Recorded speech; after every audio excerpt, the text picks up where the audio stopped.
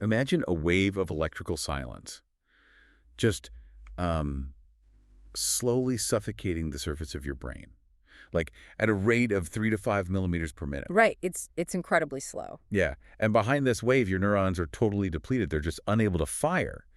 And then ahead of it, this massive storm of hyperactivity is brewing. which is terrifying if you don't know what's happening. Exactly.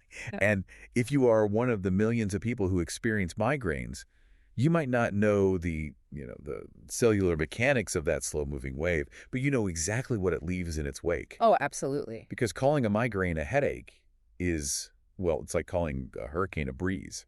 A migraine is this all-encompassing whole-body neurological event, yet it still remains one of the most wildly misunderstood conditions in modern medicine. It really does. I mean, the medical community itself spent decades just lost in these really simplistic models, trying to trying to fully define what happens inside a patient's nervous system during an attack. Just treating it like a normal ache? Yeah, exactly. But we are finally moving away from treating migraines as just localized head pain and recognizing them as a systemic chain reaction, one that recruits like multiple areas of the central nervous system. Which is the exact core mission for this deep dive. Today, we're looking at a foundational clinical reference document detailing the complex neurology of migraines. We're going to map out the entire life cycle of a migraine attack, explore the historical and modern theories of what is actually changing inside the brain. The physical changes. Yeah. Right. And finally, we're going to look at a really surprising, relatively new field of medicine that traces migraine triggers to a place you might never expect: the muscles of your face and neck. That's where it gets really fascinating. It totally blew my mind. Okay, let's unpack this. Because before we can talk about stopping this neurological storm, we have to understand how it gathers, right? Starting with the actual architecture of the attack. Right. So the defining characteristic of a migraine is that it unfolds in four distinct phases. It doesn't just start with pain. It begins long before the patient ever feels a single throb in their head. Wow, okay. Yeah. So the first phase is the premonitory or prodrome phase. This can initiate up to like 48 hours prior to the headache. 2 whole days. Up to 2 days, yeah. And patients frequently experience this bizarre cluster of symptoms, things like sudden mood shifts, extreme fatigue, really specific food cravings, and excessive yawning. Wait, yawning? That seems like such a random symptom for a neurological disease. Why on earth would a brain disorder make you yawn? I know, it sounds weird, but it makes perfect sense when we look at functional imaging studies of the brain during this phase. Okay. Those scans show massive activation deep inside the brain, specifically in the hypothalamus. And, the hypothalamus is essentially the brain's command center for homeostasis. That's keeping everything balanced. Exactly. It regulates your sleep-wake cycles, hunger, thirst, autonomic functions. So when a migraine attack is initiating, the hypothalamus begins to misfire. Interesting. The abnormal yawning isn't just the patient being tired, it is a physiological reflex driven by that hypothalamic dysregulation. Mm-hmm. The brain is basically aggressively altering its internal environment. That's crazy. It's almost like, you know how before a major storm hits, you can feel the barometric pressure change in the air, or you hear those distant rumbles? That is a great way to describe it. The brain is already altering its environment before the actual rain of the headache starts to fall. So if the brain's deep command center is misfiring for an entire day, at what point does that internal shift actually breach conscious perception for the patient? Well, that transition usually marks phase 2, the aura. Ah, right. And roughly 1 in 4 patients experiences this. The aura is a set of transient neurological symptoms that immediately precede or sometimes accompany the head pain. And these are usually visual, right? Visual disturbances are the classic presentation, yeah. Patients describe like a shimmering zigzag line that starts right in the center of their vision and it slowly expands outward, leaving a totally blind spot in its wake. That sounds terrifying. It is, but it can also manifest as sensory issues, like a creeping numbness in the hand that slowly moves up the arm to the face, or even expressive aphasia where the patient suddenly just cannot recall common words. Wow. What fascinates me about the aura, though, is the timing of it. Like, it's not a sudden onset like a seizure or a stroke. No, not at all. It builds at this very specific, agonizingly slow pace. taking maybe 20 to 30 minutes to fully develop. Yeah, that slow progression is the absolute clinical hallmark of an aura, and it directly maps onto the biological mechanism happening on the brain's surface, which we'll dissect in a minute when we get into the central theories. Definitely. But following that resolution of the aura, the patient enters phase 3, the ictal or headache phase. The main event. Unfortunately, yes. This is the classic throbbing, usually one-sided pain. It's accompanied by nausea and this profound hypersensitivity to light, sound, and smell. And physical activity just wrecks you. Oh, completely. Normal physical routine, like just walking up the stairs, amplifies the pain exponentially. And this phase can last anywhere from 4 to 72 hours. 72 hours of incapacitating pain. Right. That is just a staggering reality. Yeah. But our source material notes a really vital caveat here. We're describing this neat sequential 4-phase attack. Right. Yet there is a massive population of chronic migraine sufferers, people with new, daily, persistent headaches, who don't fit this model at all. Yeah, this is a huge issue. For patients with chronic migraine, the discrete attack and recovery cycle breaks down entirely. The phases just blur together. Exactly. Their pain never fully resolves. They live in a state of continuous fluctuating head pain, and this creates a really tragic paradox in headache medicine. Like it's the clinical trials, right? Yeah. Yes. Because clinical drug trials for new migraine medications are designed around measuring a reduction in distinct episodic attacks. Like counting the number of migraine days versus clear days. Exactly. But because these chronic, constant headache patients don't have clear days, they are routinely excluded from the clinical trials. That is heartbreaking. So the people enduring the absolute most relentless suffering are structurally locked out of the clinical evidence base for the newest treatments. It is a major flaw in how we study the disease, honestly. Their disease is just too continuous to be easily measured by the standard metrics. Wow. But, for those who do have episodic attacks, the end of the pain phase does not mean the end of the migraine. They enter phase 4, the postdrome. Right, the notorious migraine hangover. Because even though the throbbing pain is gone, the cognitive toll remains. The sources describe patients feeling just completely drained, fighting severe brain fog, and dealing with lingering muscle stiffness for another full day. Think about it. The nervous system has just been through a massive metabolic event. It requires time to reset. So we have the sequence. We know what happens. Let's pivot and dig into the why. Because for most of the 20th century, the medical establishment thought they had the underlying mechanism completely figured out, right? With the vascular theory. Oh, the vascular theory was the ruling dogma. Early physicians observed that migraine pain throbbed exactly in time with the patient's heartbeat. Right. And they noticed that the blood vessels on the side of the patient's forehead often looked physically swollen during an attack. So the logical leap was that the pain was caused by extreme vasodilation. Meaning the blood vessels around the brain were expanding and just stretching the nerves. Yes, exactly. While the aura was thought to be caused by a preceding phase of vasoconstriction, so the vessel shrinking, temporarily cutting off blood flow to the visual cortex. Wait, so for decades, we literally thought this complex neurological disorder was just a mechanical plumbing issue. Like the pipes were too wide, so the goal was simply to squeeze them shut. I mean, basically, yes, which is exactly what you'd expect from older medications like ergotamines. They were designed as heavy-handed vasoconstrictors. They just clamped down on the blood vessels. Wow. The problem is that modern functional MRI and neuroangiography have thoroughly debunked this as the root cause. We now know that while the blood vessels do change diameter during an attack, those vascular changes are just a downstream symptom. They're an effect, not the cause. Exactly. Okay, so if the plumbing isn't the root cause, what is the actual spark? The sources point to a theory that honestly sounds almost like science fiction. Cortical spreading depression. This brings us back to that slow wave of electrical silence I mentioned at the very beginning of the deep dive. Yes, so this was discovered by neurophysiologist Aristides Leo back in the 1940s. Cortical spreading depression, or CSD, is this massive wave of cellular depolarization. Oh. Imagine a wave, an intense electrical excitation rolling across the very outer layer of the brain, the cortex.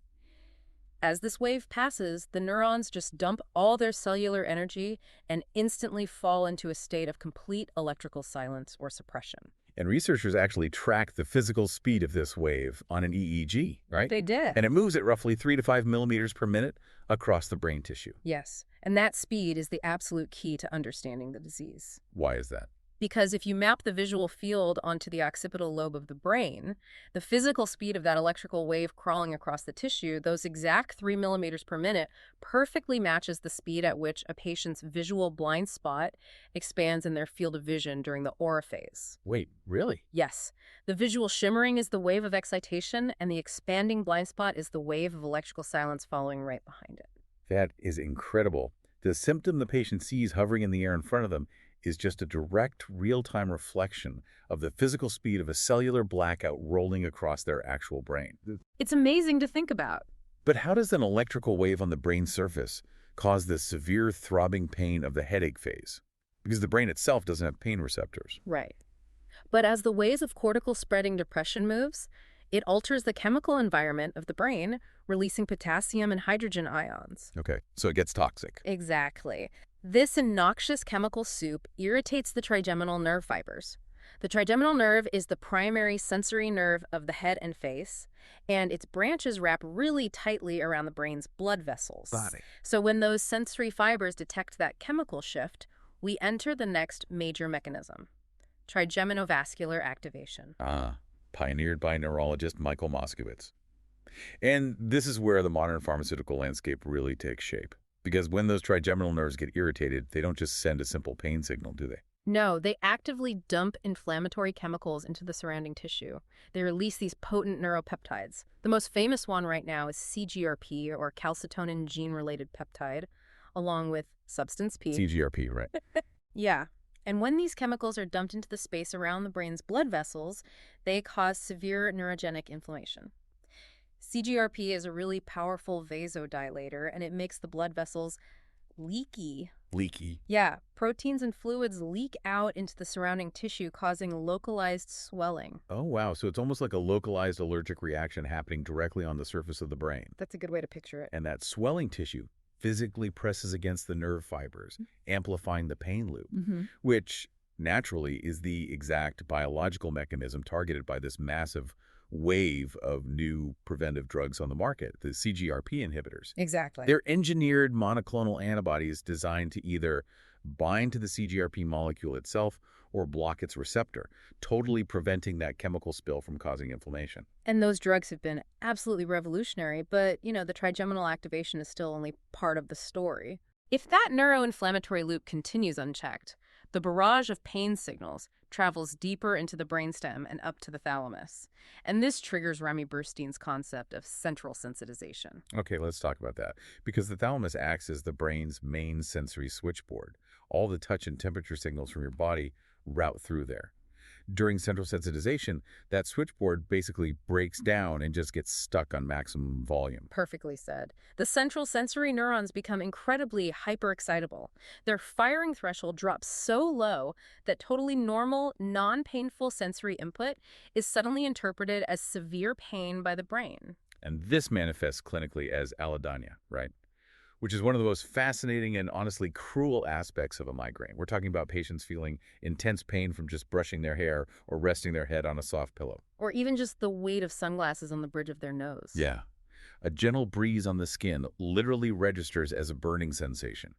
Why does that matter so much clinically, though?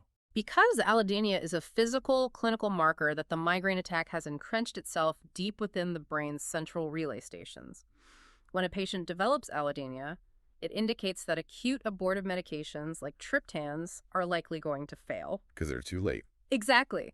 Those drugs work peripherally at the blood vessels, but once the thalamus is hypersensitized, the fire has spread way too deep into the central nervous system to be easily put out. The brain has temporarily rewired itself to perceive everything as a threat. Wow. Okay, so we have built a really comprehensive picture of a deeply complex central brain disease. We have hypothalamic misfiring, cortical electrical waves, massive chemical spills of CGRP, and a hypersensitized thalamus. It's a complete central nervous system lockdown. Totally. But here is where the research takes a sharp, highly unexpected turn. What if the initial match that lights this entire central fire isn't inside the skull at all? What if it's on the outside? Yeah, the shift in perspective is wild because it came from outside the field of neurology entirely. It began with this accidental clinical observation by a plastic surgeon, Dr. Baman Gairan, back in the early 2000s. He was performing endoscopic forehead lifts. Just standard cosmetic stuff. Exactly, a standard cosmetic procedure designed to smooth out forehead wrinkles. And to do this, the surgeon releases or removes portions of the corrugator superciliary muscle. That's the small muscle above the eyebrows that allows you to frown. That is. And during follow-up visits, this really strange secondary effect emerged. Patients who happened to suffer from severe migraines were telling Dr. Guyron that, hey, their wrinkles were gone, but more importantly, their debilitating migraines had completely vanished. Right. A purely cosmetic procedure on the surface of the face was somehow curing a central neurological disease. That is just bananas. It was a massive revelation. Dr. Guyron realized that the frowning muscle he was cutting was physically wrapped around the supraorbital and supratrochlear nerves. The sensory nerves that supply the forehead. Right. By removing the muscle for purely cosmetic reasons, he was inadvertently unpinching those sensory nerves. So basically, these trigger sites are like carpal tunnel syndrome, but in your head and neck. Like the nerve is getting pinched by tight muscles or tissue. That is a perfect analogy, actually. That single clinical observation launched over 2 decades of intense anatomical mapping. We now understand that there are 4 specific peripheral nerve trigger sites, zones outside the skull where tight muscles, fascia, or intersecting blood vessels physically compress sensory nerves. Okay, let's map these out by looking at how daily habits might trigger them. Let's take someone who grinds their teeth in their sleep. They wake up constantly with an imploding pain at the side of their head. That patient is likely suffering from compression at the temporal site. The temporalis muscle is that large fan-shaped muscle on the side of your head used for chewing and clenching. Right. Running directly through that muscle is the zygomaticotemporal nerve. When someone chronically grinds their teeth, that muscle hypertrophies, it gets much thicker and tighter and acts like a literal vice grip on that nerve. Okay, what about the classic modern headache? You know, the office worker staring at a screen all day, squinting, holding a ton of tension right between their eyes. A crushing pain right above their eyebrows. Yeah, that maps to the frontal site, which is exactly where Dr. Garon made his initial discovery. The tension in the corrugator muscle clamps down on those supraorbital nerves. Gotcha. Patients often note that their eyelids feel incredibly heavy or that the bone right above their eye is physically tender to the touch. Then there's the great deception, the sinus headache. People suffer from severe pain behind their eyes and cheeks, especially during allergy season or like barometric weather shifts. They take decongestants for years thinking it's a sinus issue, but it's actually a migraine. Yes, we call that the rhinogenic site. It involves the intranasal branches of the trigeminal nerve located deep inside the nasal cavity. So it's inside the nose. Yeah, and instead of tight muscle, these nerves are compressed by internal structures. If a patient has a severely deviated septum or bone spurs in the nasal cavity, any swelling of the nasal lining from allergies or weather changes causes the tissue to expand and crush the nerve against the bone. Ouch. Yeah, patients describe this not as an imploding pain, but as an exploding pressure from behind the eye. Oh, wow. And finally, we have the weightlifters or people with a history of whiplash from a car accident. They get this tight, band-like pain radiating from the base of their skull all the way up over the top of their head. Right, that describes the occipital site.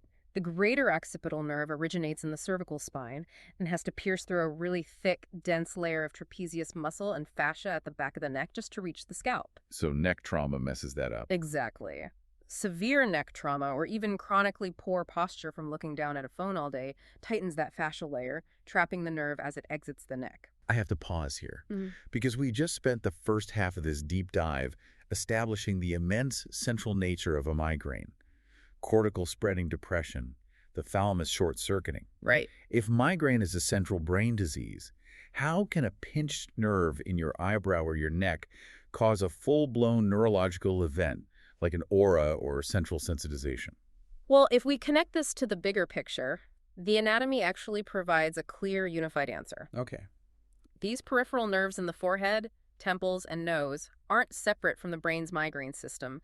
They are all terminal branches of the trigeminal nerve. Furthermore, the occipital nerves from the neck enter the spinal cord and synapse onto a structure called the trigeminocervical complex. Meaning they all link back. Yes, every single one of these trigger sites wires directly back into the exact same brainstem pain network responsible for a migraine. Wow. They're literally physical extensions of the migraine network. They're just the raw data cables plugging directly into the mainframe of the brainstem. Exactly. And when a nerve is chronically squeezed by a tight muscle, it undergoes peripheral sensitization. It becomes angry, inflamed, and hyperexcitable. It begins firing a continuous low-level stream of pain signals inward to the central nervous system. So it's basically acting like a faulty car alarm that won't turn off, just constantly bombarding the brainstem with noise. Yes. And that continuous barrage of peripheral noise exhausts the central nervous system. It fundamentally lowers the threshold required for the brainstem and the thalamus to activate. No. The peripheral compression acts as this constant biological stressor that eventually tips the central nervous system over the edge, initiating the cortical spreading depression and that massive CGRP chemical spill. The peripheral match lights the central fire. That is just brilliant. And it fundamentally changes the approach to treatment. Because if we know that an anatomical pinch outside the skull is priming the brain for a migraine, the solution is purely mechanical. We just have to unpinch the nerve. Right. So how is that done clinically? What does this all mean for treatment? Well, the first line of intervention is often chemical decompression, utilizing targeted Botox injections. Okay, wait. People associate Botox strictly with cosmetic dermatology, right? Freezing wrinkles. But at a cellular level, how does a neurotoxin stop a migraine? So, Botox, or onabotulinum toxin A, works at the neuromuscular junction. When it's injected into the specific muscles at these trigger sites, the toxin physically cleaves the proteins required for the nerve endings to release acetylcholine. Which means? Without acetylcholine, the muscle just cannot contract. It becomes temporarily paralyzed. So by paralyzing the specific muscles surrounding the nerve, you eliminate the mechanical vice grip. Wow. The nerve is freed, the constant pain signaling finally stops, and the central nervous system is allowed to reset. And the sources mentioned a really fascinating clinical shortcut here. Typically, a patient has to undergo a 3-month trial of Botox just to see if they respond. Correct. But recent studies show that doctors can actually use a highly detailed symptom questionnaire, mapping out whether the pain is imploding in the morning or exploding behind the eye, and they can predict the correct anatomical trigger site with the exact same accuracy as a 3-month chemical Botox trial. Yeah, it proves how highly specific and localized these triggers actually are. However, chemical decompression with Botox is only temporary. Because it wears off. Right.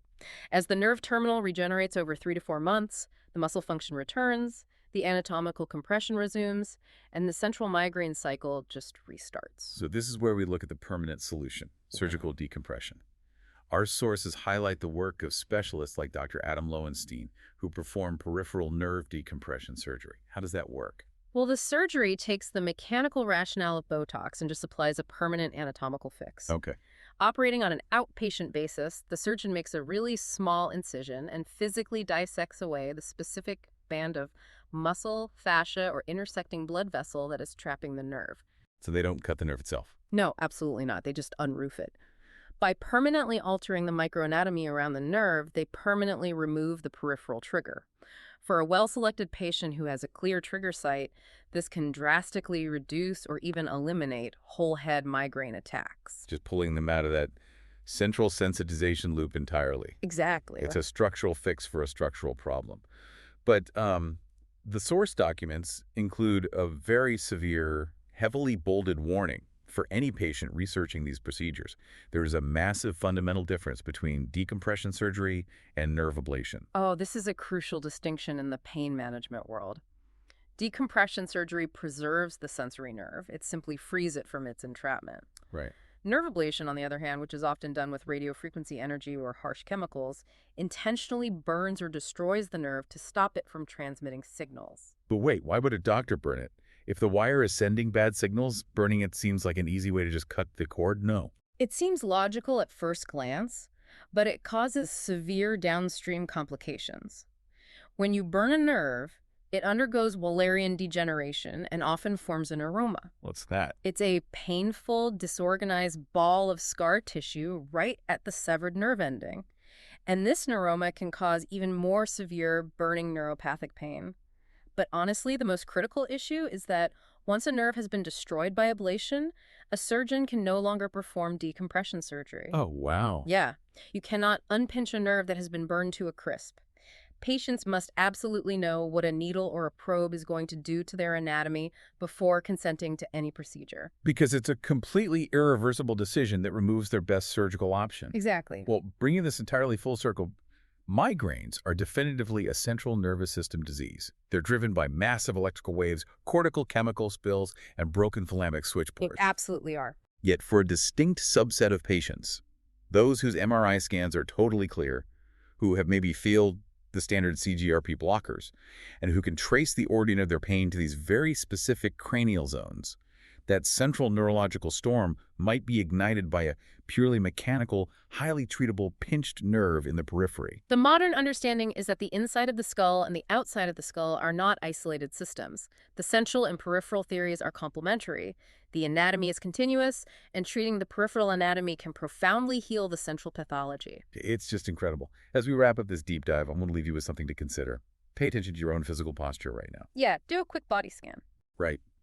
Notice the subtle, almost imperceptible tension you hold in your jaw when you concentrate, or the furrow between your eyebrows when you look at a screen, or the stiffness at the base of your skull from looking down at a device all day. Could those chronically tightened muscles be doing more than just causing minor fatigue? Could they be slowly, quietly lowering your central nervous system's pain threshold, fundamentally rewiring how your brain processes sensory input over time? We started this deep dive talking about the sheer scale of the Category 5 neurological hurricane, but it turns out sometimes the most devastating storms are triggered by the smallest persistent physical pressures hiding right beneath the skin. It fundamentally changes our entire perception of the mind-body connection. It really does. Now, before we go, we have to note that this discussion is intended purely as a source material resource for education. Yes, medical decisions should always be individualized, based on current evidence-based guidelines and clinical judgment, and directed by a physician. Thanks for exploring the science with us on this deep dive. See you next time.